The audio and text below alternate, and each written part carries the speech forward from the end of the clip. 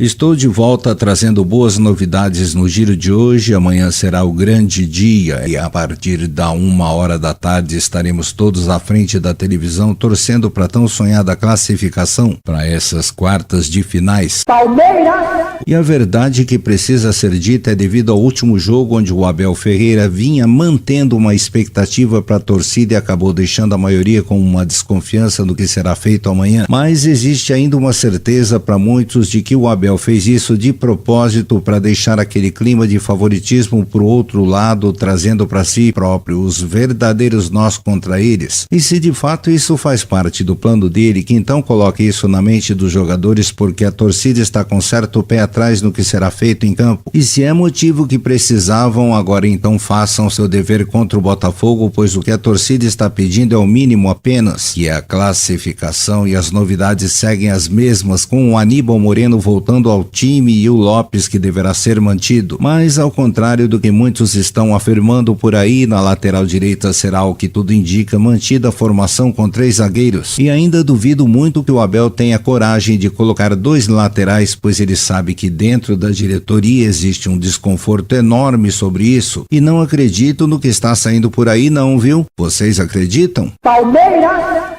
Com a venda do Gustavo Garcia acertada para o Famalicão, o Palmeiras agora destina esse dinheiro que receberá do negócio para completar o investimento visando novos reforços e vem criando uma forte onda de especulações com o nome do lateral Leandrinho, esse que pertence ao Vasco e que está emprestado ao mundo árabe, tendo ele começado a seguir o Verdão com nomes de alguns jogadores do clube nas redes sociais. E isso dá indícios de um possível vínculo somente no futuro. E venho repassar a vocês que a notícia de dentro do Palmeiras é que não existe qualquer informação sobre o assunto. E resumindo tudo, essa é mais uma jogada de empresários que estão tentando criar alguma agitação nas redes sociais para valorizar seu ativo no mercado da bola. E para quem não conhece o Leandrinho, ele é tido como uma das grandes revelações do clube do Gigante das Colinas nesses últimos anos. E muito provavelmente sua volta ao Brasil será confirmada, e nem quero desmerecer o Vasco nessa, mas para um jogador dele ser emprestado agora é sinal de que nem lá conseguiu ser referência. E como que então aqui ele teria esse espaço, né?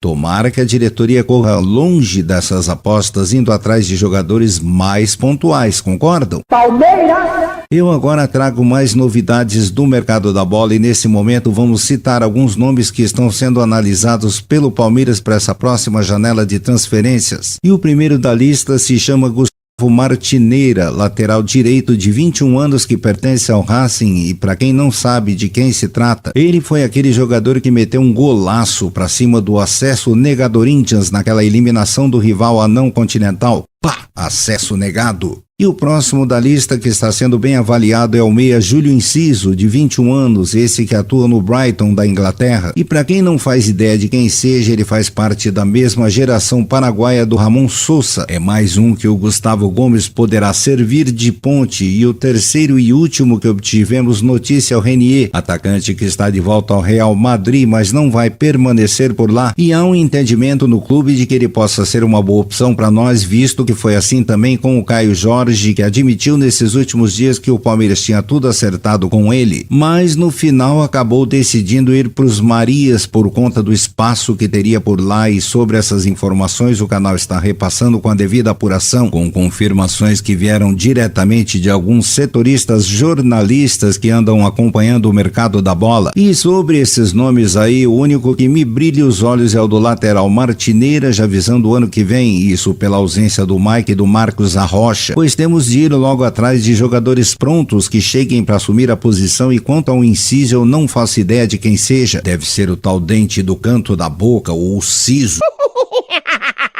Mas relatos apontam que ele é bom de bola, e sobre o Renier seria mais uma aposta do que de fato algo que possa acrescentar no quesito futebol. E vocês, o que acharam desses nomes, hein? Será que os olheiros acertaram nas indicações ou estão ceguetas ainda?